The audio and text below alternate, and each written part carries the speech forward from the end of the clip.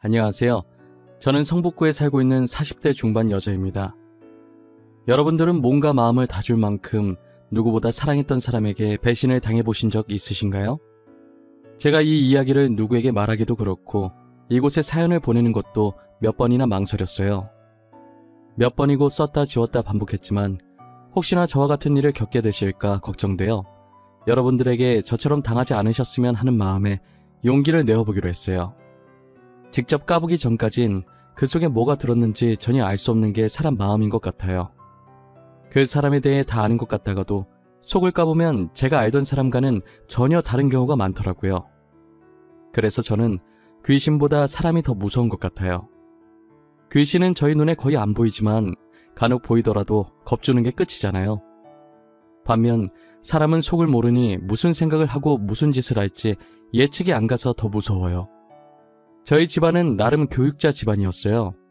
아버지는 사업을 하셨고 저희 외가 쪽이 대대로 교수, 교사셔서 저희 어머니도 대학 교수셨어요. 아버지께서는 제가 사업을 이어받았으면 하는 바람이 있으신 것 같았지만 저는 아이들을 좋아해서 어머니처럼 훌륭한 교육자가 되고 싶었어요. 항상 어머니를 롤모델로 삼고 훗날 중학교 교사가 된 저를 상상하곤 했죠. 그런데 제가 중학생이 되던 해에 어머니께서 갑자기 돌아가신 거예요. 평소 건강해 보이셨기 때문에 어머니의 사망 소식은 제게 더 충격이었죠. 어머니는 평소처럼 수업 준비하다가 갑자기 심장마비가 와서 돌아가셨다고 하더라고요. 알고 보니 어머니께서는 어렸을 때부터 심장이 약하셨대요. 그래서 깜짝깜짝 놀라는 공포영화 같은 것도 못 보고 친구들끼리 놀래키는 장난 같은 건 일절 치지 않으셨다고 아버지께 들었어요. 저는 어렸을 때부터 철이 일찍 들었던 터라 제가 울면 어머니께서 편히 못 가실까봐 울지도 않고 의젓하게 아버지 곁을 지키면서 어머니를 잘 보내드렸어요. 오히려 저보다는 아버지께서 더 슬퍼하셨고 태어나서 처음으로 아버지께서 우는 모습을 보게 됐죠. 늘 가장으로서 위험 있는 모습만 보다가 이렇게 무너진 모습을 보니 마음이 너무 안 좋더라고요. 그래도 장례식을 마치고 얼마 지나지 않아서 다시 평상시 모습으로 돌아오셔서 다행이었어요. 아버지는 제게 지원을 아끼지 않으셨고 하고 싶은 공부가 있다고 하면 다 하게 해주셨어요. 덕분에 저는 공부를 열심히 해서 다들 가고 싶다고 난리인 명문대에 들어가게 되었죠. 대학교 입학할 때까지 공부만 하며 살아왔기 때문에 남자친구를 제대로 사귀어 본 적이 없어요. 고등학생 때 몇 번 사귀긴 했었지만 공부하느라 바빠서 남자친구와 만나서 데이트할 시간이 없었어요. 그래서 헤어진 적이 많았고 매번 그런 식으로 반복되다 보니 연애를 해봤다고 할 수도 없었죠.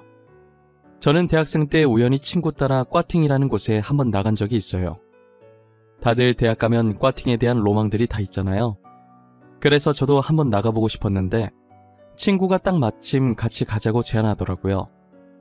애초에 다들 진지하게 만날 생각은 없었고 그 분위기만 즐기는 거라 선뜻 알겠다고 한 것 같아요. 그날 하루 노는 건데도 옷도 여러 벌 사고 화장품도 몇 개씩 사고 난리도 아니었던 것 같아요. 제가 유난인가 싶었는데 꽈팅 날에 가보니 제 친구들도 만만치 않게 한껏 꾸미고 왔더라고요. 평상시에 다 늘어난 추리닝에 과잠 입고 안경 끼고 다니던 애들이 하나도 안 보이는 거예요.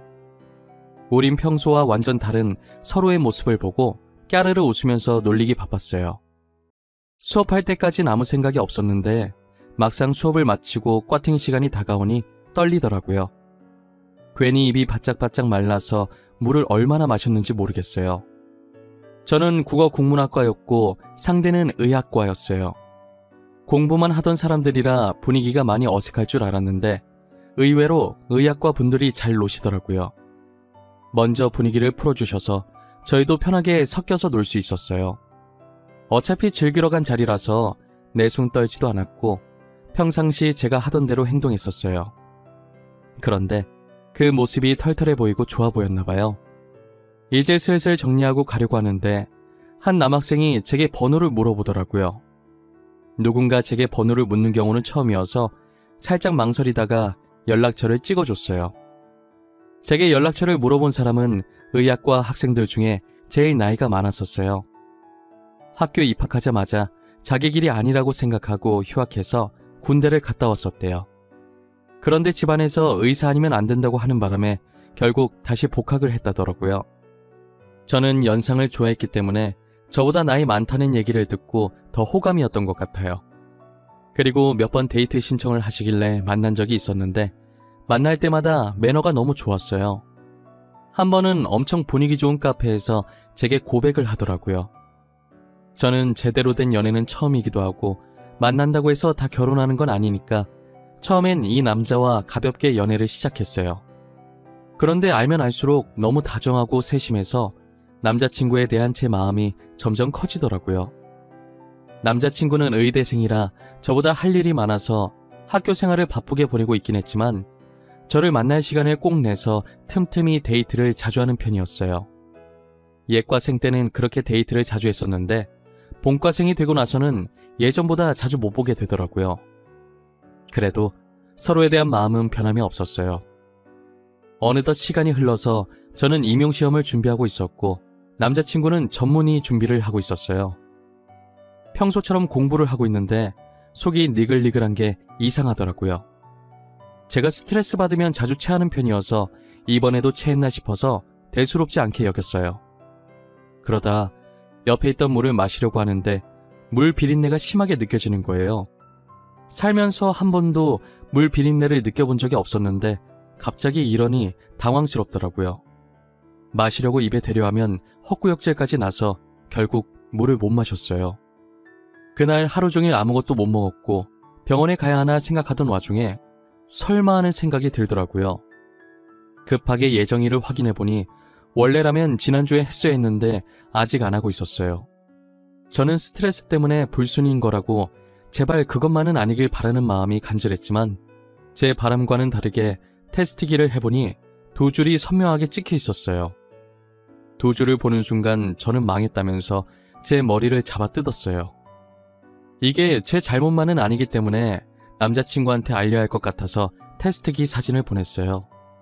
바빠서 못 볼 줄 알았는데 제가 사진을 보내자마자 전화가 오더라고요.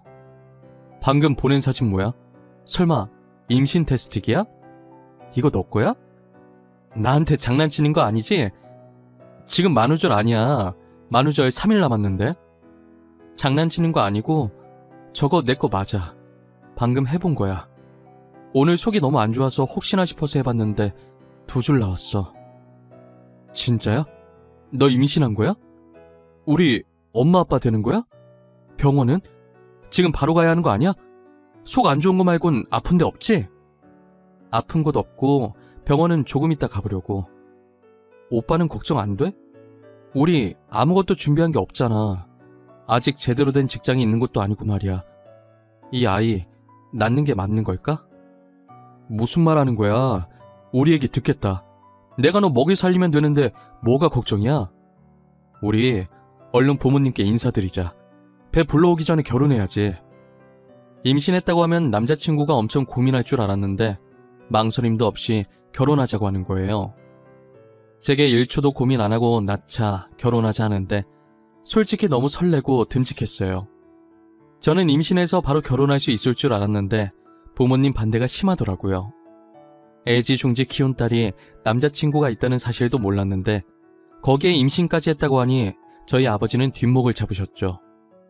그래도 자식 이기는 부모 없다고 제가 좋다고 하니 결혼을 허락해 주시더라고요. 그런데 문제는 남자친구의 어머니, 즉 제 시어머니 되실 분이셨어요. 남자친구는 저처럼 아버지를 일찍 여의고 홀어머니 밑에서 자랐었어요. 남자친구가 의사가 되길 간절히 바라셨던 분도 시어머니셨죠. 이제 정식으로 의사가 될 날이 얼마 남지 않았는데 결혼을 한다고 하니 당연히 탐탁지 않아 하셨죠. 더군다나 저는 아직 직장이 없는 상태니 더 그러셨던 것 같아요. 의사가 되면 능력 좋은 여자들이 줄을 설 텐데 저같이 직장 없는 며느리가 반가우실까요? 시어머니께서 너무 반대하셔서 어떻게 해야 하나 싶었는데 남자친구한테 좋은 생각이 있다는 거예요. 그러더니 제 손을 잡고 어디론가 가는데 도착해서 보니 저희가 온 곳은 구청이었어요. 뭐야? 설마 내가 생각하는 그런 거 아니지? 오빠 미쳤어?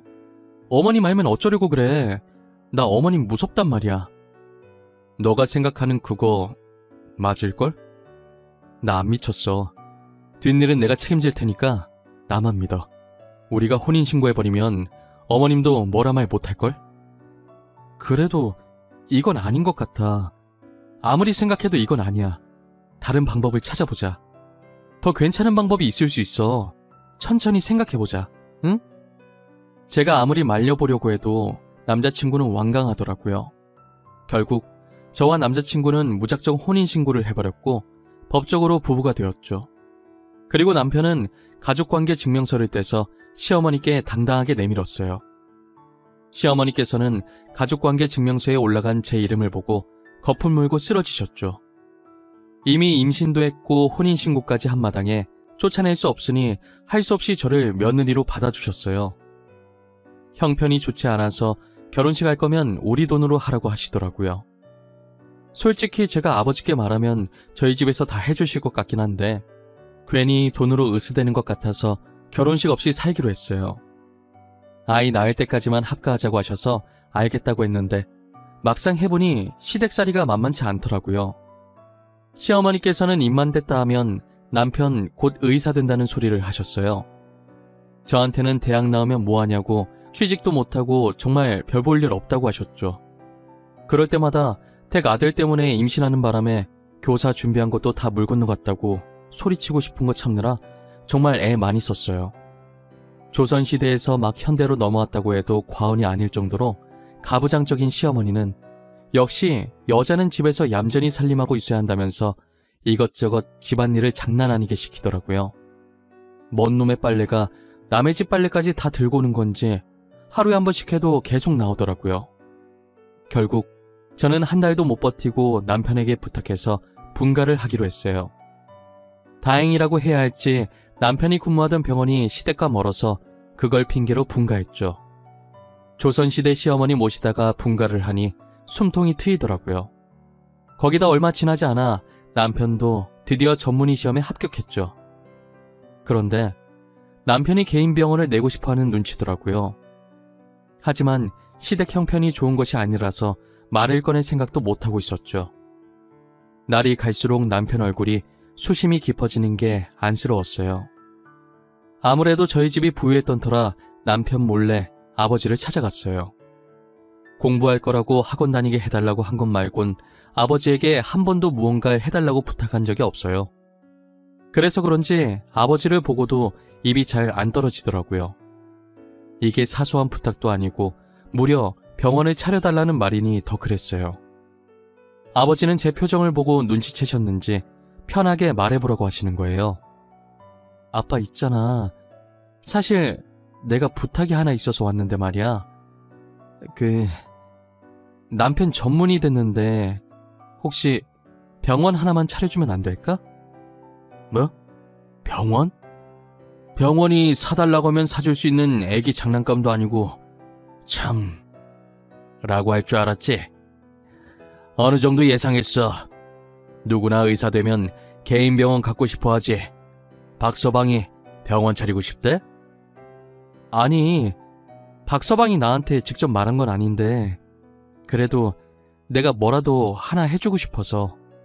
남편도 개인 병원 운영하면 동기들한테 기사할 것 같고 나도 아빠가 해주면 시어머니한테 당당해질 수 있을 것 같아서. 그래, 알겠다. 아빠가 병원 하나 차려줄게. 네가 나한테 한 번도 부탁한 적 없으니까 해주는 거야. 처음이자 마지막이다. 알지? 대신 병원은 아빠 명의로 할 거야. 내가 죽고 나면 박서방 주던가 하고. 걱정과 달리 아버지께서는 흔쾌히 병원을 차려주시겠다고 하시더라고요. 저는 기세등등하게 집으로 돌아가서 이 사실을 남편에게 알렸어요. 남편은 제 손잡고 너무 고맙다고 하고 아버지께도 전화해서 감사하다고 다음에 찾아뵙겠다고 했죠. 시어머니한테도 말했더니 그런 집안인 줄 몰랐다고 갑자기 저한테 살갑게 대하시더라고요. 돈이라는 게 어떻게 보면 종이 쪼가리 하나인데 이렇게 쥐락펴락 할 수 있다는 게 참 무섭긴 무서워요. 저는 아버지 덕분에 시어머니 앞에서도 당당하게 어깨를 펴고 다닐 수 있었죠. 아버지께서는 정말 예상을 하셨던 건지 이미 병원 인테리어가 다 끝나 있더라고요. 그렇게 남편의 생애 첫 개인 병원은 정말 단기간에 개업할 수 있었어요. 아무래도 아버지께서 사업을 하시니 인맥이 많아서 첫날인데도 사람들이 많이 오시더라고요. 게다가 병원 위치도 좋아서 크게 걱정할 게 없었어요. 그리고 남편 병원이 성형외과다 보니 대다수가 젊은 여성분들이었어요. 제가 드라마를 하도 많이 봐서 설마 드라마에서 보던 일이 펼쳐지는 건 아닐까 했는데 그동안 남편이 제게 했던 행동들을 떠올려 보니 그럴 양반은 아닌 것 같아서 걱정하지 않기로 했어요. 하지만 제가 너무 안일했던 것 같아요. 잘해주다가도 한순간에 변할 수 있는 게 사람 마음인데 말이에요. 저는 남편 병원도 계속 이대로 잘 되고 더불어 제 인생도 승승장구하길 바랐어요. 하지만 정확히 남편이 병원을 개업한 지 4달 만에 저는 충격적인 걸 보고 말았죠. 제가 임신 6개월 차에 접어들어서 어느 정도 배가 나와 있는 상태였어요. 몸이 점점 무거워지니까 움직이기 귀찮아서 집에서만 밥을 먹었는데 그날따라 이상하게 밖에 나가고 싶고 간만에 외식도 하고 싶은 거예요. 서프라이즈로 남편 놀래켜주고 싶어서 퇴근 시간에 맞춰서 말도 없이 병원에 갔었어요. 직원들은 이미 다 퇴근했는지 원장실에만 불이 켜져 있고 로비는 캄캄하더라고요. 살금살금 원장실로 다가가는데 가까이 갈수록 이상한 소리가 들리는 거예요. 남편의 목소리와 함께 외간 여자 목소리가 간간히 들리는데 그때부터 심장이 미친 듯이 쿵쿵 뛰더라고요. 조심스럽게 원장실 문을 살짝 열어서 봤는데 남편이 직원 한 명이랑 애정 행각을 나누고 있는 게 아니겠어요? 저는 그 모습을 보고 몸이 떨렸지만 침착하게 휴대폰을 들고 녹화하면서 문을 열었어요. 뒤늦게 저를 발견한 남편과 여직원은 당황해 하더라고요. 여직원은 빠르게 옷을 챙겨서 원장실을 나갔고 남편은 어쩔 줄 몰라 했어요.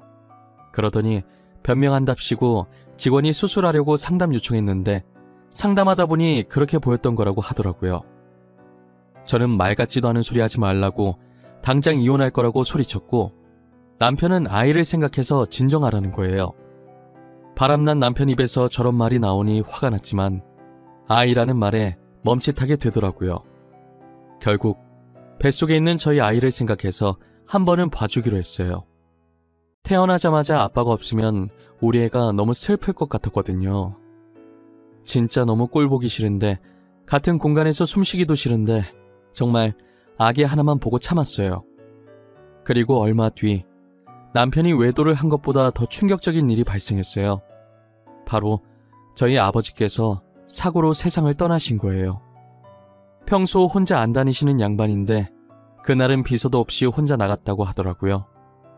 비서한테 말도 없이 나가서 비서분도 어디 가시려다가 사고 난 건지 전혀 모르고요.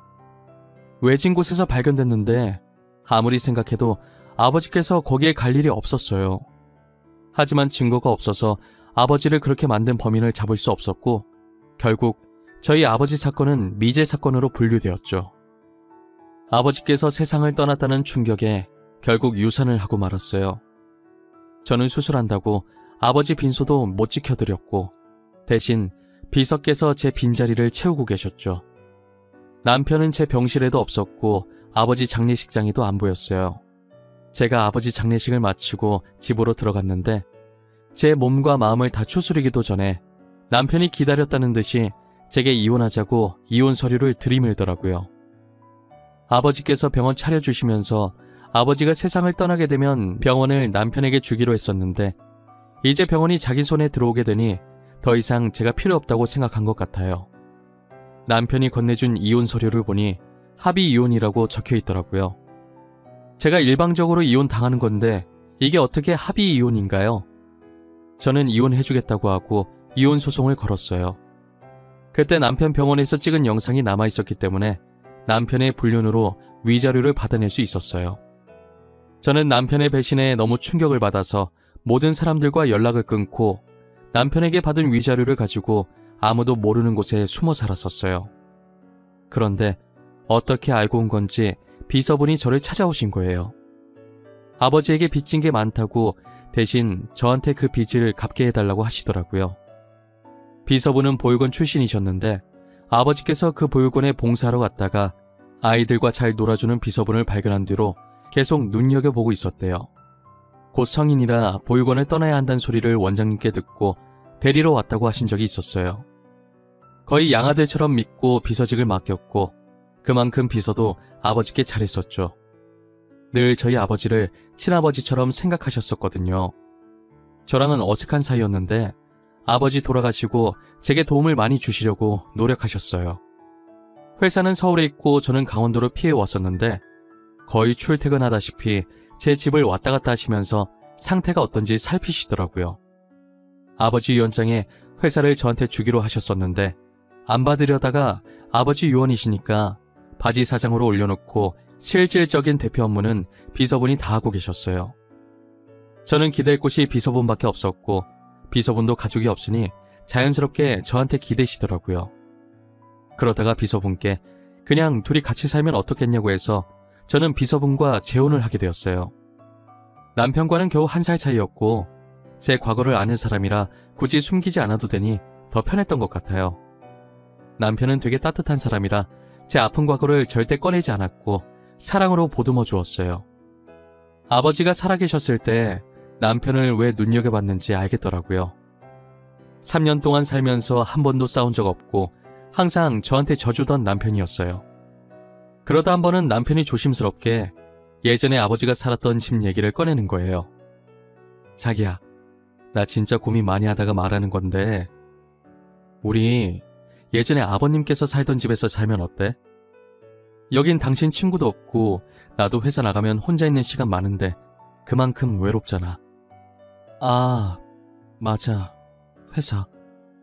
당신 회사 집이랑 많이 멀지? 왕복 얼마더라? 그동안 당신 출퇴근하기 힘들었을 텐데 내가 이기적이었네. 아빠가 살던 집으로 가자. 아니, 출퇴근이 힘들어서 그러는 거 아니야. 3년 동안 잘 다녔는데 뭘. 그냥 당신이 많이 외로워 보여서.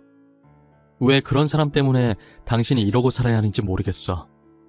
저는 듣고 보니 남편의 말도 맞다고 생각했어요. 생각해보면 잘못은 전 남편이 있는데 제가 왜 궁상 떨면서 이러고 살았는지 모르겠어요. 그렇게 저희는 3년 반 만에 고향인 서울로 올라오게 됐어요. 남편은 한쪽에서 이삿짐을 풀고 있었고 저는 오랜만에 다시 만난 집을 둘러보고 있었어요. 아무도 없는 집치곤 깔끔하길래 놀랐는데 알고 보니 남편이 주말마다 와서 관리해줬더라고요. 저도 신경 안 쓰고 있던 아버지 집을 남편이 소중히 관리해줬다니 고마워서 눈물이 고였어요. 이삿짐을 풀고 있는 남편을 보면서 눈물이 흐를랑 말랑 하고 있는데 누가 뒤에서 제 이름을 부르더라고요. 지아은씨? 지아은씨 맞으시죠? 3년 동안 찾아왔었는데 아무도 안 계시다가 드디어 만나 뵙네요. 저는 지은석씨 전담 변호사였던 김철우라고 합니다. 안녕하세요. 아, 네, 안녕하세요.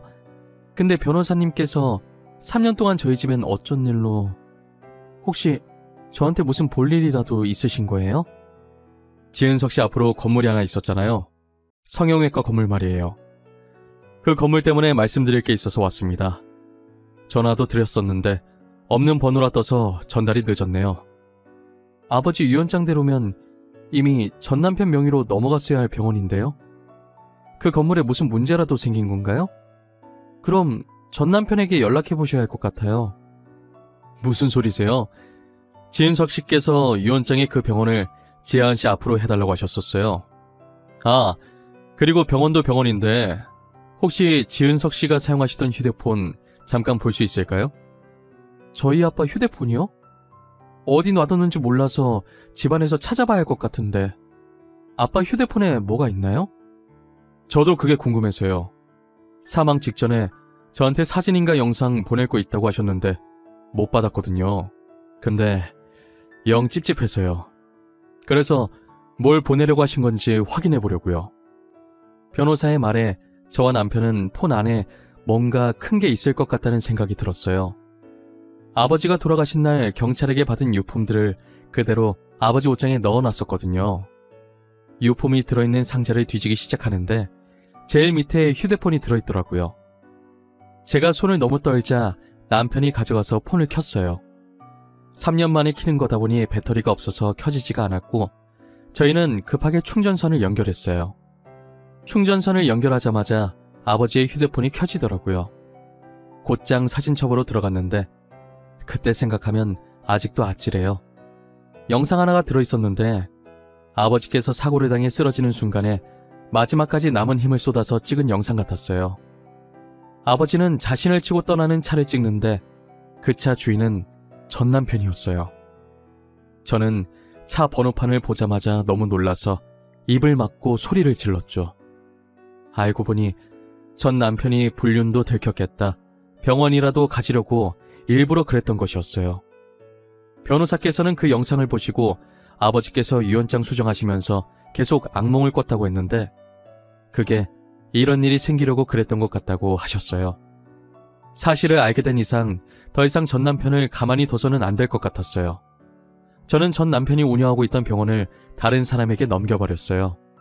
그리고 전 남편을 신고하려고 경찰서로 향했죠.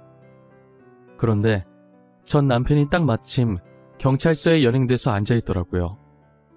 살짝 엿들어 보니 전 남편한테 걸린 의료사고 소송과 상간남 소송이 어마어마했어요. 원래 안 좋은 일은 한꺼번에 터진다고 하잖아요. 이제껏 잠잠하다가 제가 신고하러 간 날 그때 한 번에 다 터진 거라고 하더라고요. 참 고소복도 많은 양반이었어요. 전 남편은 뒤늦게 저를 발견하고 엄청 놀라는 거예요. 그러더니 저보고 병원 내놓으라고, 병원이 왜 제 명의로 되어 있는지 따지더라고요. 지금 나한테 그거 따지고 있을 상황이 아닐 텐데? 너 저기 쌓여있는 고소장들 다 어떡하냐? 근데 저 고소장들 내가 가지고 온 거에 비하면 진짜 약과다. 그게 무슨 말이야? 네가 뭘 들고 왔는데? 나 아무 짓도 안 했어. 너 3년 동안 어디에 처박혀서 숨어있더니 머리가 어떻게 됐냐? 내가 뭘 가지고 왔는지 알면 깜짝 놀랄 텐데. 뭐 여기서 공개? 바로 까줘? 네가 궁금하다고 하면 이렇게 많은 사람들이 있는 데서 공개하고. 그렇게 공개할 생각은 없었는데 전 남편이 궁금해하는 것 같아서 아버지 폰에 있던 영상을 틀었어요. 전 남편은 그 영상을 보자마자 온몸을 사시나무 떨듯이 떨고 있더라고요. 저는 새침하게 휴대폰을 다시 넣고 전 남편을 향해 살짝 웃어주고 뒤돌았어요. 그리고 곧장 전 남편을 저희 아버지 사건 범인으로 신고했죠. 결국 전 남편은 징역형을 살게 되었고, 그리고 전 남편에게 걸려있는 소송들 위자료 때문에 시어머니께서 똥줄이 빠지게 돈 구하고 다니시는 것 같더라고요. 드라마처럼 엄청난 복수를 해주고 싶었는데 그렇게 하면 저도 법에 걸리기 때문에 할 수가 없었어요. 속이 완전히 후련해지진 않았지만 그래도 아버지 억울함 정도는 조금 풀 수 있어서 다행이에요. 저희 남편은 이제라도 범인 찾아서 다행이라고, 아마 안에서 천벌받고 있을 거라고 저를 위로해줬어요. 현재 제 남편은 아버지께서 제게 남겨주신 선물 같은 사람이에요. 아버지는 사고가 아니었더라도 나이가 많이 드셔서 저보다 일찍 세상을 떠나게 될 테니 자신이 세상을 떠나게 되면 저 혼자 외롭지 말라고 제 남편을 남겨주신 것 같아요. 남편은 제게 때로는 아버지였다가 때로는 친구였다가 그리고 인생의 동반자인 소중한 존재입니다. 다른 것들은 다 잃어도 지금 남편만큼은 절대 잃고 싶지 않아요. 평생 지금처럼만 서로 이해하며 알콩달콩 잘 살았으면 좋겠어요. 이제는 저도 무거운 마음을 내려놓고 행복해질 때가 되지 않았을까 싶네요. 저의 긴 이야기는 여기서 끝입니다. 지금까지 들어주셔서 감사하고 여러분들은 저 같은 일 겪지 마시고 꼭 행복해지시길 바랄게요.